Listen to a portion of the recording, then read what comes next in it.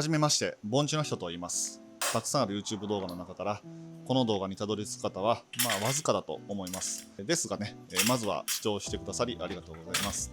僕は山に囲まれた田舎に住む DIY 好きの普通の男です。バイクやね、車などの乗り物や、ものづくり、ガレージライフなどが好きで、そういった僕の日々の活動を動画にして投稿していく予定です。こんな動画誰が見るんだっていう話もあるんですけども、そういった僕の日々の活動の記録が、もしかしたら誰かの役に立つかもしれないし、そしてね、そこからコミュニティが広がって、このチャンネルが自分にとってもね、何か役立つ情報を交換できる場になればいいなと思っております。いつかの将来の願望です。今回はですね、初めての動画ですんで、ちょっと軽めにね、バイクのタイヤ交換をやっていきたいと思います。では、よろしくお願いします。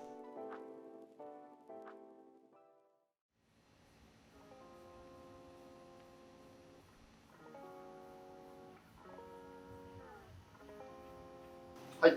それでは、交換していきたいと思います。交換にはね、こんな感じの、井桁といいますか、枠を作っておくと交換しやすいですね。はい、まずはね、バルブコアを抜いて、ビートを落としていきたいと思います。こんな感じの蒸し回して、バルブを抜いていきたいと思います。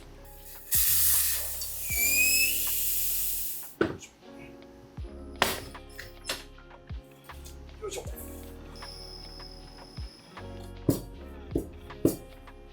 全周ビートがね、落ちているような感じでしてみましょう。ちなみに今回タイヤ交換するバイクですけれども、冒頭の映像からね、わかると思うんですけども、ホンダの VTR1000SP1 というバイクです。もうね、なんやかんやで25年前ぐらいのバイクですね。それでは、タイヤを外していきたいと思います。一番最初のね、取っかかりのビートを上げるときなんですけども、こちら側のビートが落ちてないとね、上がってきてくれないんで、しっかりこっち側を落としながら、手前側をね、しっかりと膝なんかで押しながら上げると、上がりやすいです。でここを上げたら、次はね、この辺ですね。遠いところやっちゃうと、硬くてビートが上がりづらいので、この近いところですね。この辺をこんな感じで上げます。そして、こっちの元入れたレバーを抜いて、またこの辺を、この辺を上げる、10センチぐらいですね。レバーを抜いて、さらにまた、そしてレバーを抜いて、この繰り返しですね。で今回僕、リムガードを使ってないんですけども、皆さんは使った方がいいと思います。僕、自分のホイールなんで、あんまり気にしないでやっちゃうタイプなんですけども、これでも結構慎重にいつもよりしてます。でもここまでいくと、乗れば1本で上げていけるので、楽ですね。で僕今ね、ブレーキディスクベタベタ手で触っちゃってるんですけども、あんまり触らない方がいいですね。油なんかがつくと、ブレーキが効かなくなったりする恐れがあるので、本来は、触らない方がいいし、触った場合はね、ちゃんと走行前に脱脂をするようにしてください。こんな感じで手前側のビートがホイールから外れたところですね。では次、この奥側のね、ビートを取っていきたいと思います。こんな感じでタイヤを持ち上げて、レバーをこんな感じでレバーをディスクにちょっと引っ掛けるとね、やりやすいと思います。で、エアーバルブがですね、この辺に来ないように、今ここにあるんですけども、12時から4時、5時ぐらいの範囲にバルブが来ないようにしてください。なんでかというと、こうやってレバーを入れた時にね、バルブを傷つけちゃう恐れがあるので、この辺にバルブが来ないようにしておくという感じですね。今回外しているタイヤですけども、こちらダンロップの α14 ですね。今、この辺までビードがもう上がってるんですけども、もうここまで来ちゃったらね、手でこうタイヤを持ち上げていくと、こんな感じでね、すぐに外れます。今回取り外したタイヤですけども、もうね、なんやかんやでこれがね、19年の48周なんで、6年ぐらい前ですよね。なんでね、α14 選んだかっていうと、単純にね、ハイグリップタイヤの中で結構安かったんで選んだんですけども、めっちゃライフもいいし、パターンもかっこいいしね、グリップ力も程よくある感じで、めっちゃいいタイヤやと思うんですけど、今回、今年の2月にですね、こちらのね、α14 の、後継という形で、こちらのね、ダンロップ Q5S ですね、こちらが発売されたので、もうめっちゃ気になって、はめてみようということになりました。でこのね Q5S なんですけども、パターンもね結構かっこいいですよね。ここにスポーツマックス Q5S ってこんな感じのね、なんかポップイン的な感じの、彫り込みみたいなのがあったりね、パターンもこうち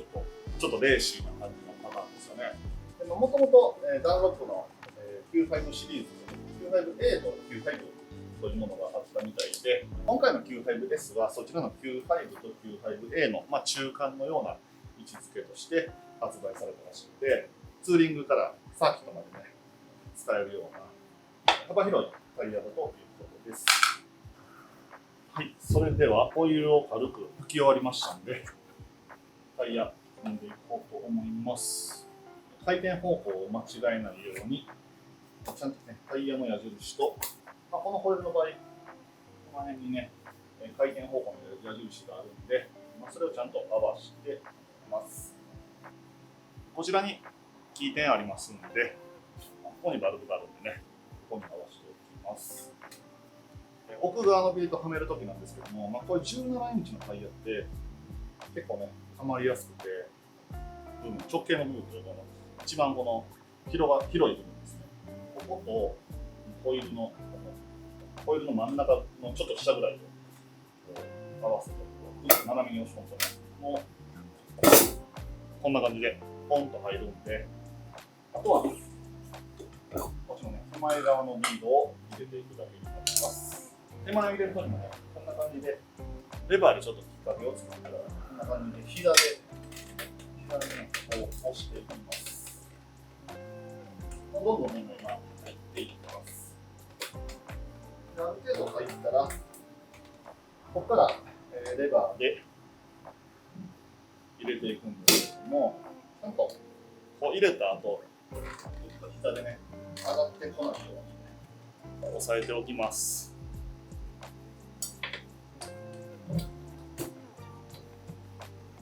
こんな感じである程度タイヤ組み進めていくと、この手前側がね、またぐっと上に上がってくるので、これをね、ぐっと下に下ろして、上がってこないようにしながらね、組んでいきます。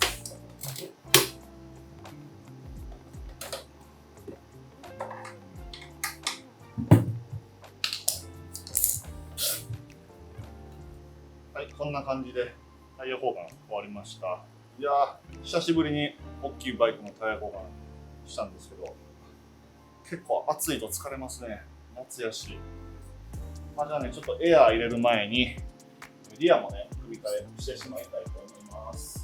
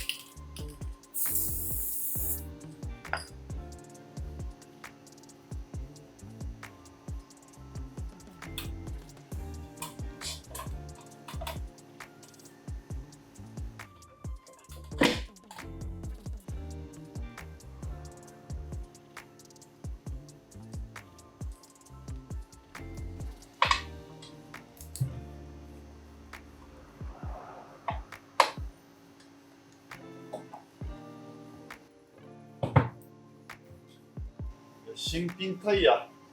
いや、柔らかくてめっちゃ組みやすいですね。疲れた。じゃあこれからね、エアー入れていきたいと思います。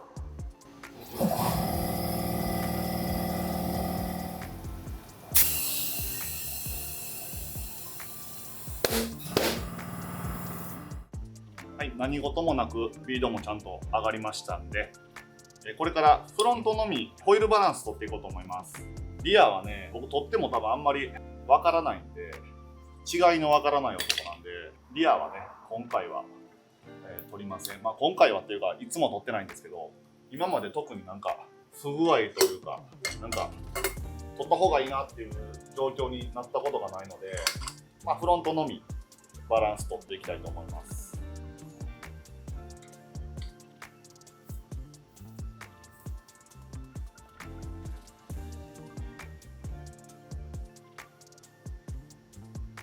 回転が止まったんで、この一番下のところにちょっと目印を使っておきます。で、ちょっと持ち上げて、で、また離すと。やっぱりね、さっき印をしたところが下に来るので、おそらくここがね、ちょっと重たいんやと思うんで、この反対側のところに、とりあえず 10g ウエイトを貼ってみたいと思います。やっぱり最初に印をしたところがまだ重いみたいですね。もう 10g 足してみます。なんかまだ若干重そうですね。正直僕、違いわからない男なんで、これぐらいのバランスの狂いやと、本当に僕わからないと思うんですよ。まあ、もう 5g 追加しておきます。これで今合計 25g 貼ってます。なんかちょっと今回はこの貼り付けたウエイト側の方が重たいような感じがしますね。なんか貼り付ける前の方が回転が遅かったような気がするので、この 5g はやめておきます。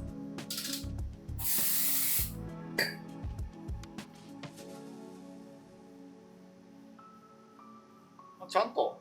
ホイールが止まってくれるので、いい感じですね。まあ、これぐらいバランス取れてればもう大丈夫だと思います。仕上げにですね、こんな感じのアルミテープを貼り付けて、このウエイトがね飛んでいったりしないようにカバーしておきます。はい、こんな感じで、バランスウエイトを貼り付けました。おそらくこれで飛んでいったりすることもないと思います。ではこれからね、ホイールを取り付けていきたいと思います。やっぱり新品タイヤはかっこいいですね。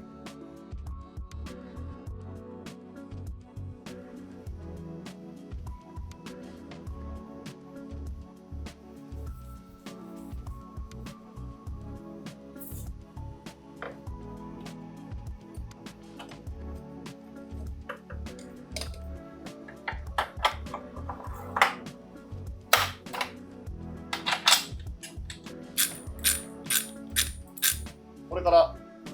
アクスルのねナットを締め込んでいくんですけど、チェーンテンションをかけるために僕はね大体こんな感じのドライバーを、こんな感じで挟んでアクスルをねグッと前にチェーンテンションをかけて締め込むんですけど、このチェーンテンションのかかり具合を僕いつもこのドライバーがどこまでいくかで判断してますね。これよりももっとこっち側に来ると、チェーンが緩いってことやし、全然ここに、ね、行かないってなると次チェーンが張りすぎっていう感じなんで、僕は大体真ん中真下ぐらいですね、真下ぐらいに来るように、合わせてます。よくね布とか挟む方もいるんですけど、布やとねどうしてもやっぱ挟み加減で、チェーンテンション判断できないんで、硬いもので判断するようにしてます。あんまりね、グーってやりすぎるとスプロケとかねチェーン傷んじゃうと思う。軽く力かけたところで、判断してる感じです。トルクレンチで締め込んでいきます。はい、こんな感じで大丈夫だと思います。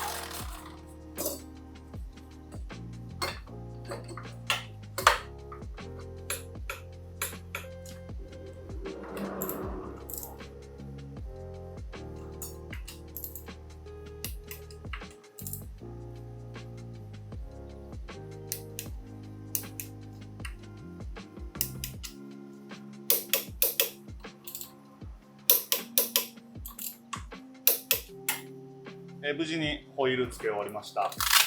さてこれから、軽く試走に行こうかなと思うんですけども、皆さんねこの新品タイヤを履いた後に、慣らし走行というかね、皮むきとかねよく言いますよね。僕ミニバイクレースとかしてた時いつもね新品タイヤ履いた後ってパーツクリーナーとかねガソリンで表面の離型剤を拭き取って、そのまますぐにね全開走行みたいな感じのことをしてたんですけど、特にね問題はないんですね実際ね。でネット上でもSNS とかで鳴らし走行のことについてって結構ね、話題になってることもあると思うんですけど、離型剤がどうのとかそういう話じゃなくて、新しいタイヤを履いた後っていうのはね、やっぱり特に今回のようにタイヤの銘柄が変わった時っていうのは、タイヤの性格もね変わってると思うんで、そういうのに対してなれる意味もあると思うので、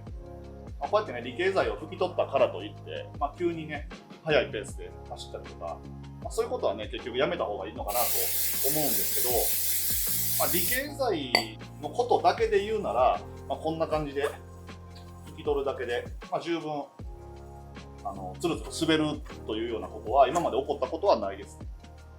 離型剤を拭き終わりましたんで、これからねちょっと軽く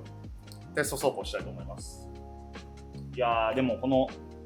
新品のこのハイグリップタイヤをはめたバイクってなんでこんなにかっこいいんですかね。はい、今からちょっとね乗ってみたいと思います。はい、というわけで、自宅からね、30分ぐらい走った場所にある、峠に来てきました。僕のねチャンネル名にもあるように、盆地に住んでますんで、こういう峠道にはね結構こと書かないというか、30分ぐらい走ったらね、何箇所かね、いい感じのワインディングがあるので、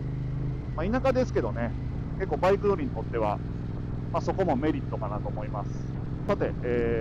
タイヤの方なんですけども、もともとこのタイヤね、サーキット走行も、できるような、性能を持ったタイヤですんで、こういったね、峠道、ワインディングロードでも、このタイヤの性能を、感じれるところはあるのかなと思います。寝かし込みとかね、切り返しとか結構スムーズな印象があります。これまで履いてたのがね、もう5年ものの熟成された α14 なんで、さすがにやっぱりね、違いは分かりますね。これぐらいの速度域でもやっぱり寝かし込んでいった時に、スムーズにね、バンクしていくなという感じがします。ちょっとね、グリップ力については、もっとね、タイヤを潰して、グリップさせられる速度域じゃないと、絶対的なね、グリップの評価は多分できないと思うんですけども、ちょっとラフめにアクセル開けたりとかしても、全然ね、不安感がなく、グリップしてくれてるような感じがします。こんな感じでリーンウィズで、のんびり走ってる感じですけども、十分楽しいですね。タイヤがやっぱり、素直に曲がっていってくれるので、とても気持ちよく走れますね。α14 履いてた時に比べて、足元のしっかり感が増したような感じがしますね。あとはね、ライフですよね。ストリートで使う場合はね、何キロぐらい持つのかっていうところですよね。走り終わった後なんかはね、ちゃんと、日陰で保管というかね、直射日光が当たらないような保管方法を取ったりとか、ちょっとタイヤに対する、ケアもしっかりしていかないとダメだなと思いますね。こちら、今回軽く走行した後のタイヤの表面ですね。結構溶けてますよね。そんなにね飛ばしてないです。軽く走っただけでこれぐらい溶けてくれるんで、結構ね、グリップ感も感じることができるタイヤやと思います。フロントはこんな感じですね。